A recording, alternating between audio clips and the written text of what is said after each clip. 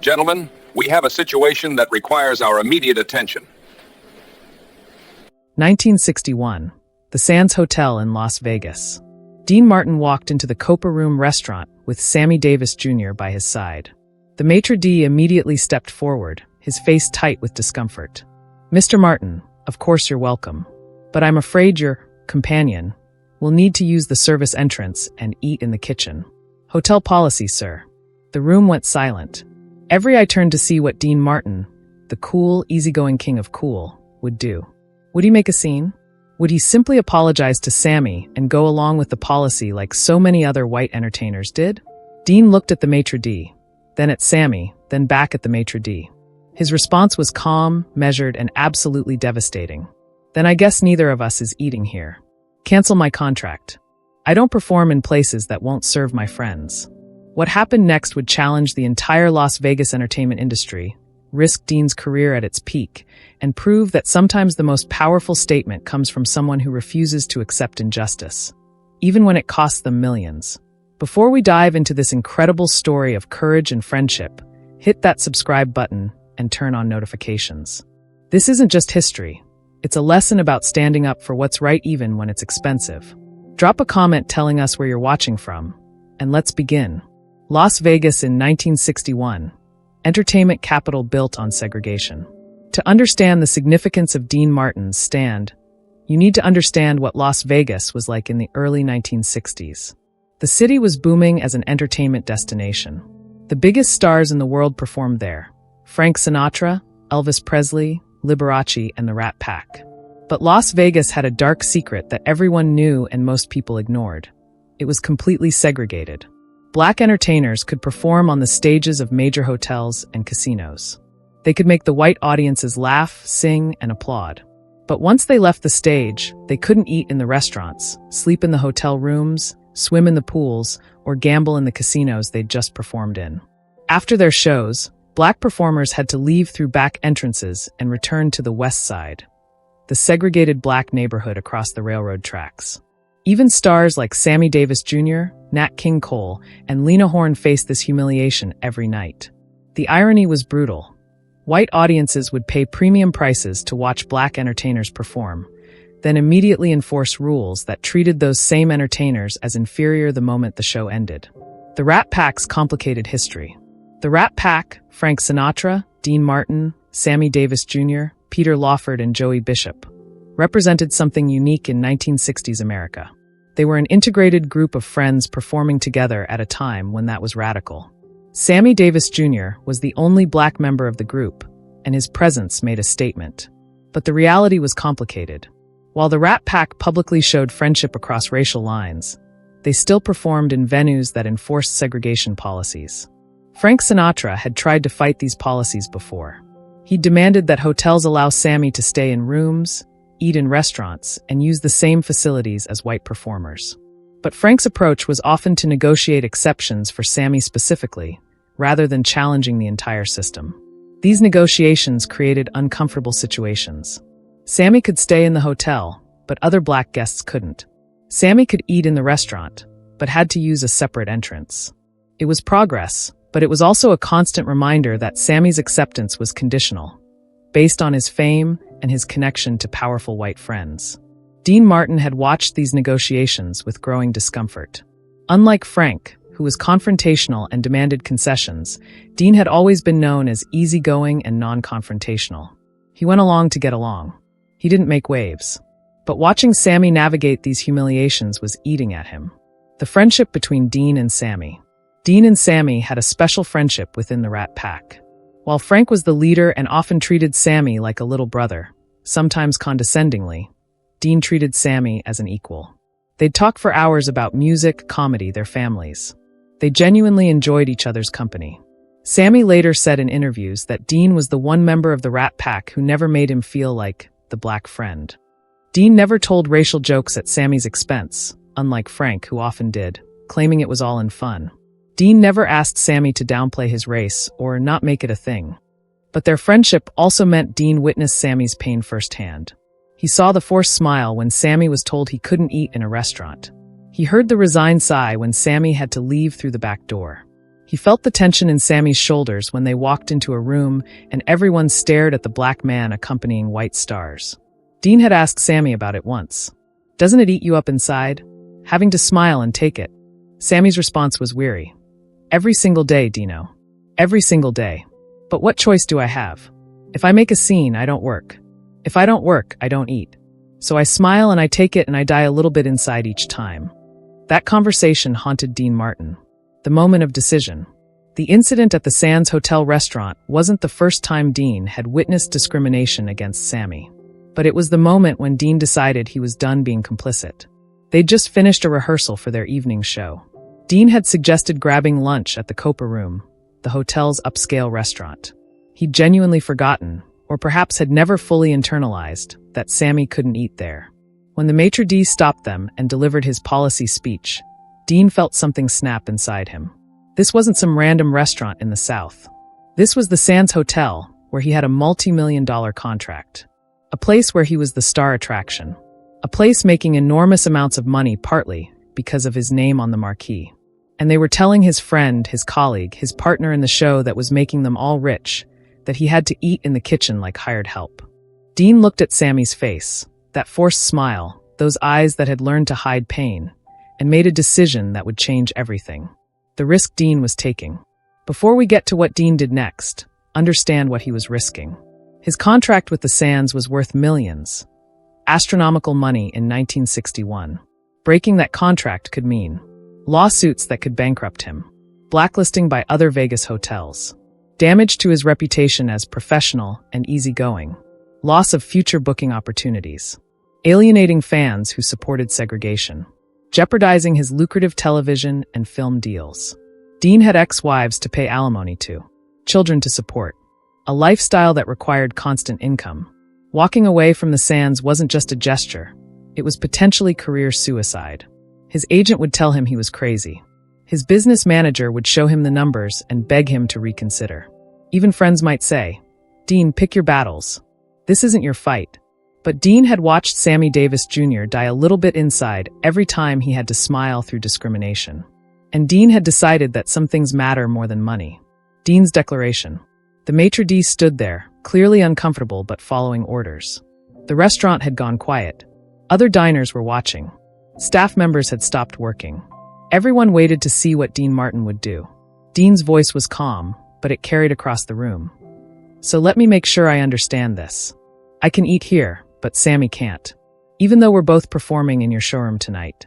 Even though we're both bringing customers to this hotel.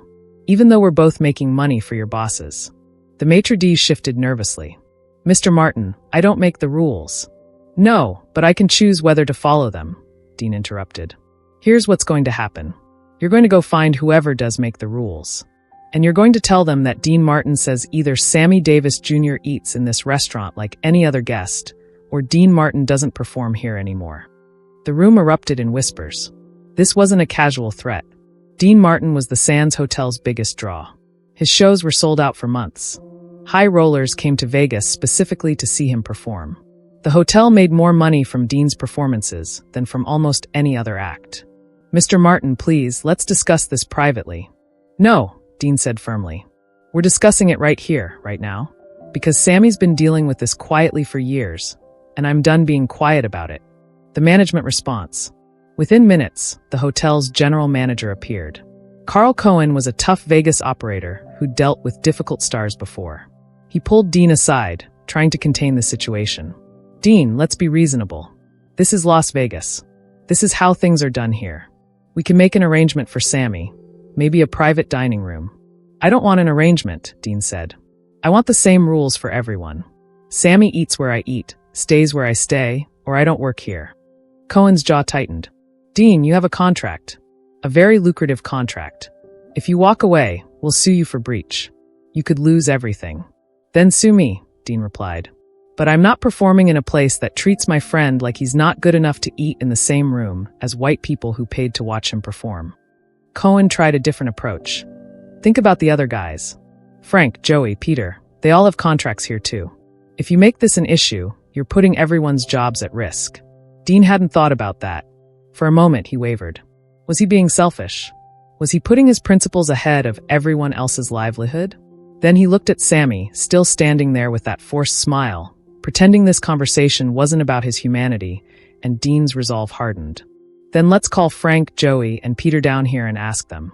If they want to keep performing at a place that treats Sammy like this, that's their choice. But I won't. The phone call to Frank. Someone called Frank Sinatra, who was in his suite. When Frank arrived and learned what was happening, his reaction was immediate. Dean's right. I'm with him. Frank had always been more vocal about fighting discrimination, but he'd also been more willing to accept partial victories.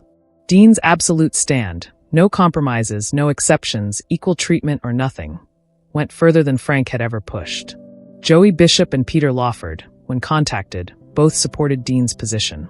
But there was tension in the air. They all knew what was at stake. This wasn't just about one meal. It was about challenging the entire structure of Las Vegas entertainment. Cohen, sensing he was losing control of the situation, played his final card. Gentlemen, you're not just jeopardizing your own contracts. If word gets out that you walked over this issue, other hotels might not want to book you. You could be seen as troublemakers. Is that really worth it? It was a real threat. In the early 1960s, entertainers who spoke out against segregation often found themselves blacklisted. Their bookings dried up. Their careers stalled. The message was clear. Stay in your lane, don't make waves, or pay the price. Dean's response to threats. Dean Martin, the supposedly easygoing member of the Rat Pack, showed steel that surprised everyone who'd underestimated him.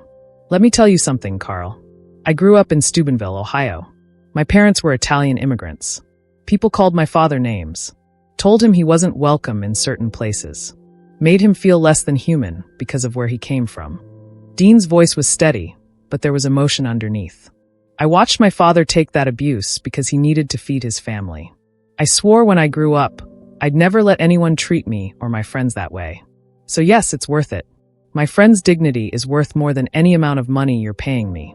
Sammy Davis Jr., who'd been silent through most of this confrontation, spoke up quietly. Dino, you don't have to do this for me. I've dealt with worse. Dean cut him off. Sam, this isn't just for you. This is for me too. I can't look at myself in the mirror if I keep taking money from people who think you're not good enough to eat in their restaurant. The standoff. For several hours, negotiations continued. Hotel ownership got involved. Lawyers were consulted. The stakes kept rising. Dean remained firm. Equal treatment for all performers or he walks. The hotel tried various compromises. We'll allow Sammy in the restaurant during off-peak hours. Dean refused. We'll create a special performers-only dining area. Dean refused. We'll make an exception for members of your performing group. Dean refused. Dean wanted a policy change, not special treatment. He wanted every black performer, not just Sammy, not just famous ones, to be treated with basic dignity. The hotel's concern was financial, but also cultural. If they changed their policy, they risked alienating white customers who supported segregation. They risked backlash from other Vegas establishments who maintained segregation. They risked setting a precedent that would force change throughout the industry. But they also couldn't afford to lose the Rat Pack. The group's performances were too valuable. Their draw was too strong. The financial loss would be devastating. The other performers' pressure. As word spread through Vegas about the confrontation, other black performers began watching closely. Nat King Cole, who'd faced similar discrimination, called to offer support. Lena Horne sent a message. Whatever Dean needs, I'm behind him. But there was also pressure from some black performers to accept the compromise. Some felt that Dean's all-or-nothing approach might backfire and result in less progress, not more. Special treatment for famous black performers is better than no treatment, one argued. Sammy was torn. He appreciated Dean's stand, but worried about the consequences. What if they just cancel everyone's contracts? What if we lose everything and the policy doesn't change anyway?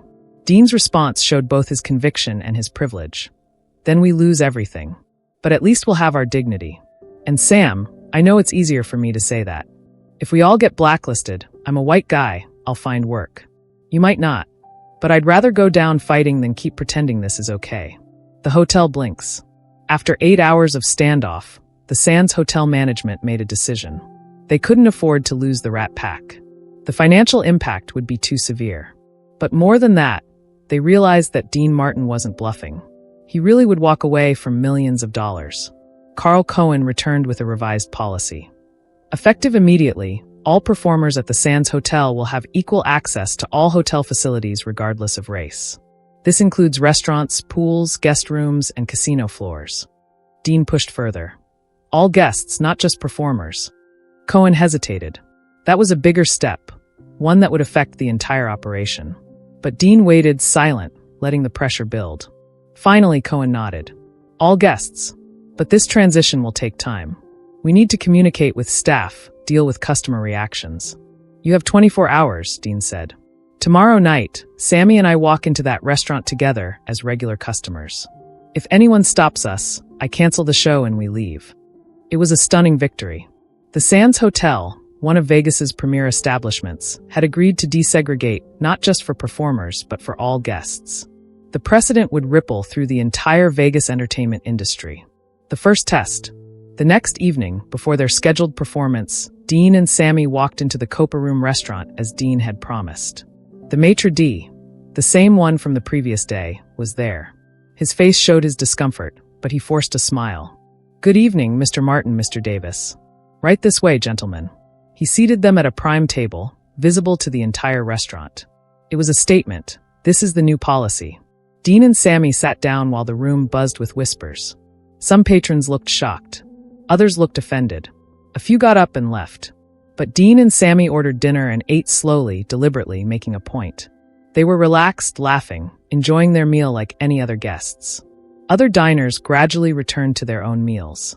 Staff members served them with the same attention given to any VIP guests. When they finished and stood to leave, something unexpected happened. Several white patrons stood and applauded. Not everyone. Some remained seated with disapproving expressions, but enough to send a message. Change was happening, and not everyone opposed it. The ripple effect.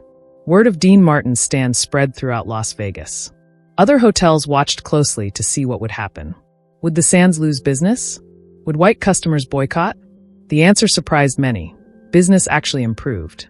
The Rat Pack's shows at the newly integrated Sands became legendary. The story of Dean's stand made headlines, attracting customers who wanted to be part of history.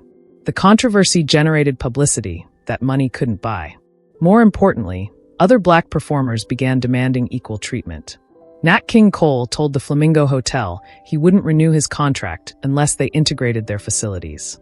Lena Horne made similar demands at the Tropicana. The precedent Dean had set empowered others to speak up. By the end of 1961, several major Vegas hotels had begun desegregating their facilities. It wasn't universal. Some establishments held out for years, but the dominoes had started falling. Dean Martin's willingness to risk his career had cracked open a door that couldn't be fully closed again. Sammy's gratitude. Years later, in his autobiography, Sammy Davis Jr. wrote about that day. Dean Martin saved my dignity. Not just mine, every black performer who came after. He didn't have to do it. It wasn't his fight. But he made it his fight because that's what real friendship looks like. Sammy continued. People remember Frank as the one who fought for me, and he did. But Frank's approach was always to negotiate exceptions, to get special treatment for me specifically. Dean was different. Dean said, everyone should be treated equally or I'm out. That's the difference between making an exception for a friend and demanding justice for everyone. The two remained close friends until Dean's death in 1995. Sammy often said that the most meaningful moment in their friendship wasn't anything that happened on stage or in their performances. It was Dean walking away from millions because he refused to accept discrimination. The power of using privilege for justice. Dean Martin's stand at the Sands Hotel teaches us profound lessons about courage, friendship, and using privilege to create change. 1. Real allyship costs something. It's easy to say you support equality when it doesn't affect you personally. Dean's stand was meaningful because it cost him something. He risked his career, his income, and his reputation. That's real allyship, not just words, but actions with consequences. Today, we often see performative allyship.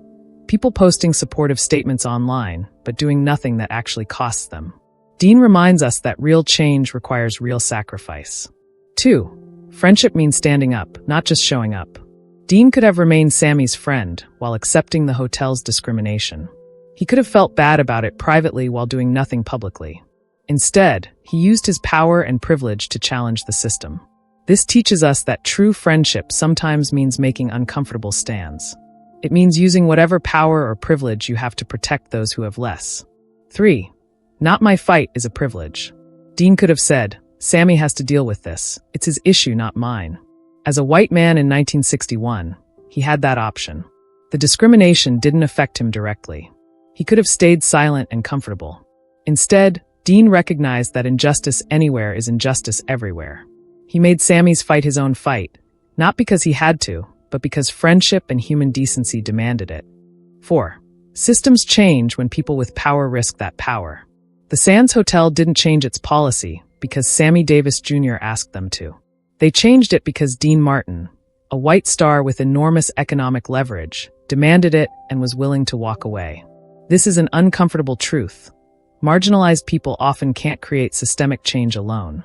They need people with privilege to use that privilege as a tool for justice. Dean understood this and acted on it. 5. The long view matters. Dean didn't know if his stand would work. He risked losing millions with no guarantee of success. But he understood that some principles matter more than certainty of victory. In our own lives, we often don't act because we're not sure we'll succeed. Dean's example reminds us that taking a stand is valuable even if the outcome is uncertain. The deeper significance. What Dean Martin did in 1961 was particularly powerful because of who he was. He wasn't a civil rights activist. He wasn't known for political stands. He was the king of cool, the easygoing guy who didn't make waves. That made his stand even more impactful. It showed that you don't have to be a professional activist to fight injustice. You don't need a platform or a movement. You just need the courage to say no when confronted with wrong. Modern applications. Dean's story teaches us how to be allies in our own contexts. In the workplace, when you see discrimination against a colleague, do you stay silent to protect your career, or do you speak up even if it costs you? In social situations, when someone makes a racist joke about your friend who's not there, do you laugh it off, or do you challenge it? In business, when you have leverage as a customer, as a contractor, as a partner, do you use it to demand better treatment of marginalized people? In family, when relatives express prejudiced views, do you stay quiet to keep the peace, or do you speak up even if it causes conflict? Dean Martin shows us that these moments matter. Every time someone with privilege uses it to defend someone without privilege, systems crack just a little bit more. The legacy. Dean Martin's stand at the Sands Hotel wasn't the end of discrimination in Las Vegas. Integration was a long, difficult process that took years. But Dean's actions accelerated that process and empowered others to demand change. More importantly, he demonstrated a model of allyship that remains relevant today. Use your privilege, accept the cost, demand systemic change, not just exceptions, and refuse to be complicit in injustice. That's the real legacy of the King of Cool. Not just the songs and the movies, but the moment when he looked at discrimination and said, "Not in my name. Not while I can do something about it." Your turn.